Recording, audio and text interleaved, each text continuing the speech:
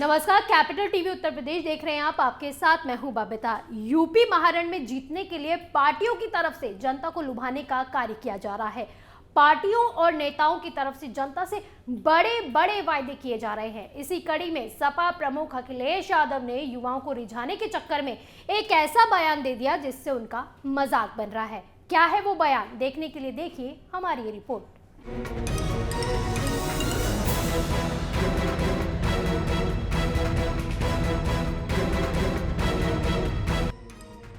चुनाव में जनता ही जनार्दन होती है। जनता ही किसी नेता और पार्टी के सर पर जीत का सेहरा सजाती है। चुनाव का वक्त है, लिहाजा पार्टियों की तरफ से जनता को लुभाने के लिए तरह तरह के वादे किए जा रहे हैं।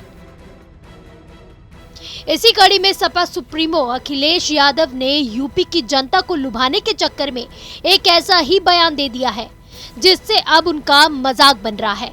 दरअसल अखिलेश यादव ने जनता को लुभाने के लिए वादा करते हुए कहा कि अगर सपा की सरकार बनती है तो वो जनता के लिए पुलिस और सेना की भर्ती निकालेंगे। जी हाँ, सही सुना आपने, सेना की भर्ती। लेकिन शायद अखिलेश यादव में जनरल नॉलेज की उस वक्त कमी हो गई थी, इसलिए अखिलेश यादव को ये पता तक नहीं है कि आर्मी यानी सेना की भर्ती केंद्र सरकार की तरफ से निकाली जाती है। प्रदेश सरकार का इससे कोई लेना देना ही नहीं है। लेकिन कोई नहीं अखिलेश जी, कभी कभार हर किसी से गलती हो ही जाती है। आखिर आप भी इंसान हैं, तो गलती तो हो ही जाती है। लेकिन जनता को ऐसे लुभावने सपने दिखाने के चक्कर में फिर से आप अपना मजाक मत बनवा लीजिएगा। इसके अलावा अखिलेश यादव ने कहा कि देश का युवा बेरोजगार नहीं रहेगा। सपा सरकार पुरानी पेंशन भी बहाल करेगी। प्रदेश में 300 यूनिट फ्री बिजली देगी। इस सरकार में बिजली सबसे महंगी हुई है और साथ ही कोई बिजली बनाने का प्लांट भी नहीं लगाया गया। इस बार जनता के सामने भारतीय जनता पार्टी का ट्रांसफार्मर उड़ जाएगा। अगर 14 लाख लैपटॉप बांटे हैं तो समाजवादी सरकार आईटी सेक्टर में नौकरी भी देगी।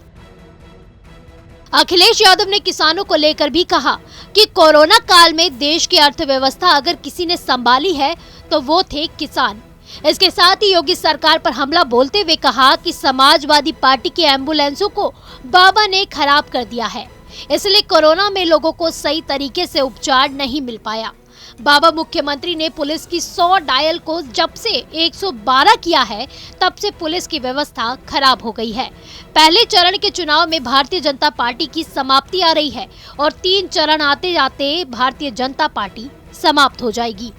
बहरहाल अखिलेश यादव को हम यही कहना चाहेंगे कि जनता से वो वादे तो जरूर करे जिसको वो पूरा कर सके, क्योंकि पूरा प्रदेश जानता है कि आपके पूर्ववर्ती राज में उत्तर प्रदेश की क्या दशा रही थी, कैसे गुंडे सड़कों पर खुलेआम घुमा करते थे, लोग शाम को अपने घरों से बाहर तक नहीं निकल पाते थे।